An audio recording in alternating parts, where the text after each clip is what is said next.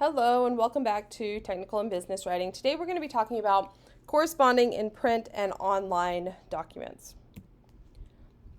So let's start with the process of writing correspondence for a technical or business setting. This is going to include planning, drafting, revising, editing, and proofreading, and we're going to go over all of these steps in a little bit more detail throughout the course. So let's talk about the four most common types of workplace documents that you are going to come in contact with, and that's letters, memos, emails, and microblog posts. So letters are the most formal type of correspondence that we're going to be talking about today.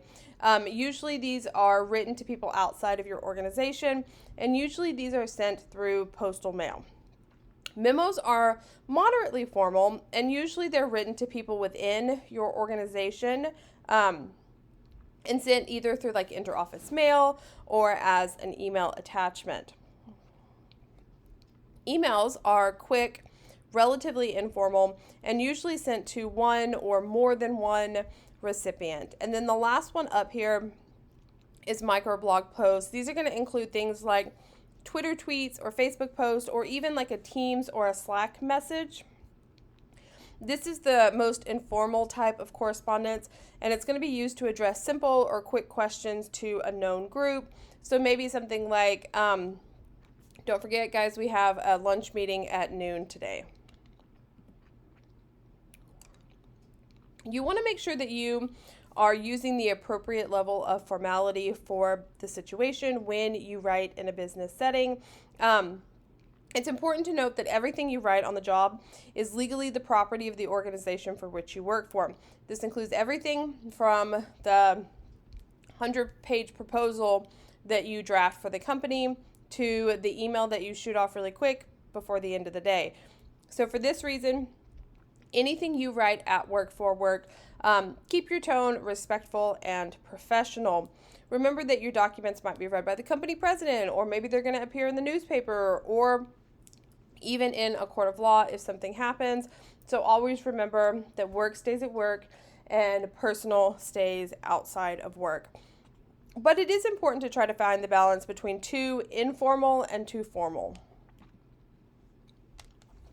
So I have some examples of what something might look like if it was too informal or too formal. So this would be too informal. Our meeting with United went south right away when they threw a hissy fit saying that we blew off the deadline for the progress report. This is obviously not the language that you would want to use in a business setting. A better way to say that might be something like, in our meeting, the United representative expressed concern that we have missed the deadline for the progress report. This sounds much more correct. But you also want to avoid being too formal. It was indubitably the case that our team was successful in presenting a proposal that was characterized by the quality of the highest order. My appreciation for your industriousness is herewith extended. Nobody speaks like this. This would come off as way too formal. A better way to phrase this might be something like, I think we put together an excellent proposal. Thank you very much for your hard work. You also want to make sure that to the greatest extent possible that your writing is free from errors. Make sure that you spend time revising, editing, proofreading everything that you write. If you put forth work with errors, it suggests a lack of respect for your reader. It also causes your reader to think about how careless you might be with other parts of your job. Every word processor, email program, everything like that has some sort of spell check, grammar check. Use Grammarly, use the resources that are available to you. You also want to make sure that all of your business correspondence conveys a courteous and positive tone. You can do this by using the you attitude, which is really just approaching the situation from your reader's point of view. Think, if I were the reader, how would I want to hear this information? So there's a couple of things that you want to avoid. You want to avoid accusing your reader of anything, and you also want to avoid using sarcastic or disrespectful tones. So here's an example of what accusing language might sound like. You must have dropped the engine. The housing is badly cracked. Here's how you could rewrite that with a you attitude. The badly cracked housing suggests that the engine must have fallen onto a hard surface from some height. This is not putting blame on a particular person. It's just saying there's a problem. And then you also want to avoid being sarcastic. You'll need 2 months just to deliver these parts. What do you think you are, the post office?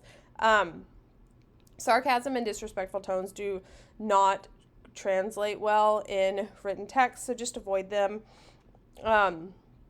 You could say something like, surely you can find a 2-month delay for the delivery of the parts unacceptable in your business. This is how I feel too.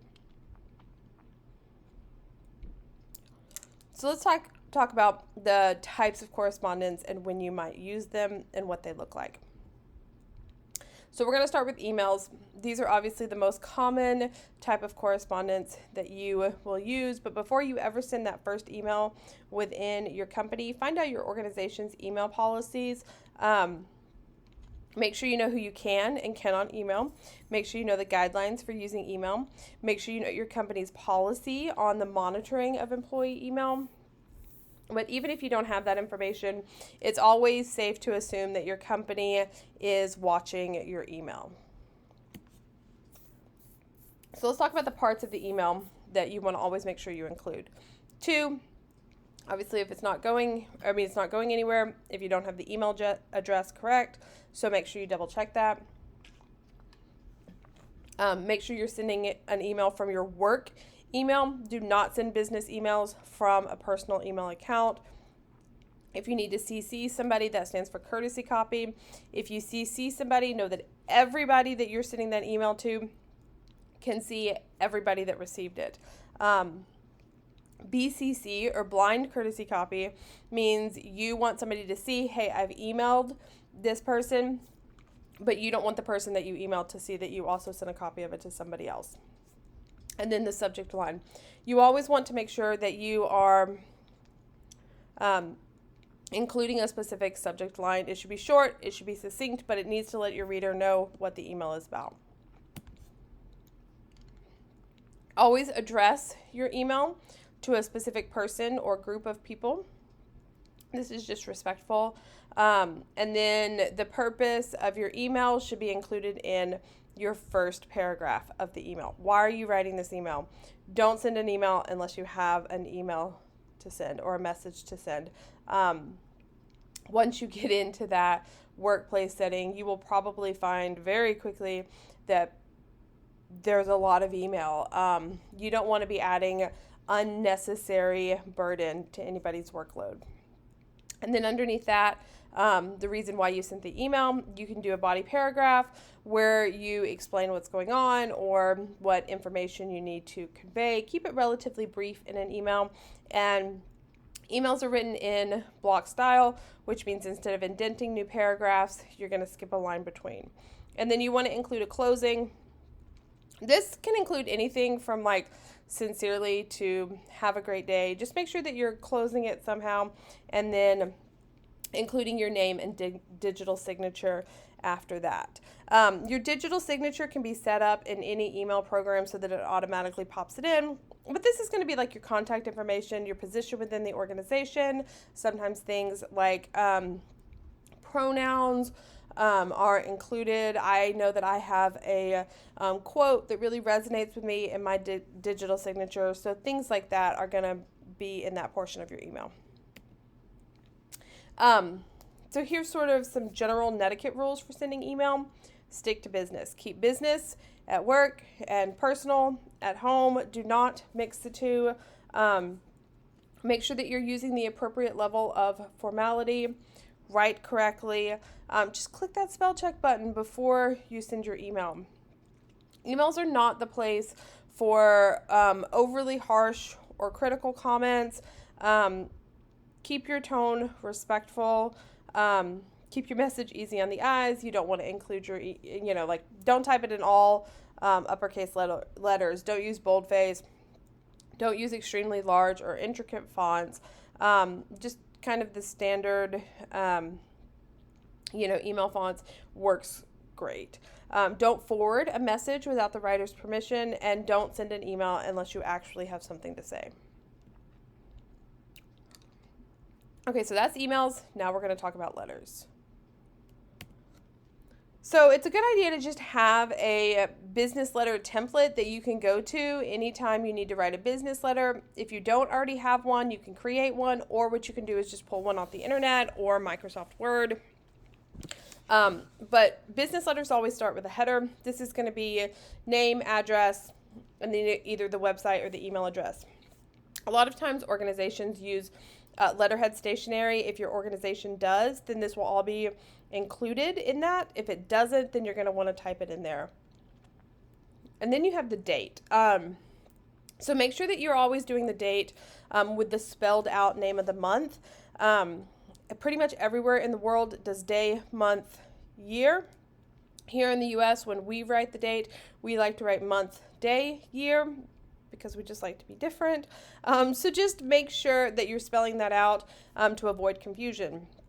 So for example, 2/7/2023 in the US would be read as February 7th, 2023, but it might be read as July 2nd, 2023 in other places in the world. So this is why spelling out the month is a good idea. And then include the inside address. This is where the letter is going to be mailed to. And then below that is the attention line. This is where you include the name and the title of the person that you are sending the letter to. If you don't know the name of the specific person, you can just include the title, hiring manager or something like that. But if you can find out the name of the person, that is always preferable. Everything is Googleable today. Do your due diligence to see if you can find the person's name. And then below that, you're going to include a subject line. This is optional, but it's a good idea to include it in a business letter. This is just like in an email, like a brief subject line of what the letter is about. And then you have the salutation. This is where you write dear whoever the letter is addressed to, followed by a colon. So, dear Mr. Hawkins. And then in your body, most bodies in business letters contains 3 paragraphs, an introductory paragraph, a concluding paragraph, and then at least one body paragraph in the middle. Letters are written in block style, just like emails, so this means new paragraphs are not indented, but rather lines are skipped in between. So say everything that you need to say in your body. It's better to keep it short. There's no rule about your letter has to take up the whole page or anything like that. And then include a complimentary closing.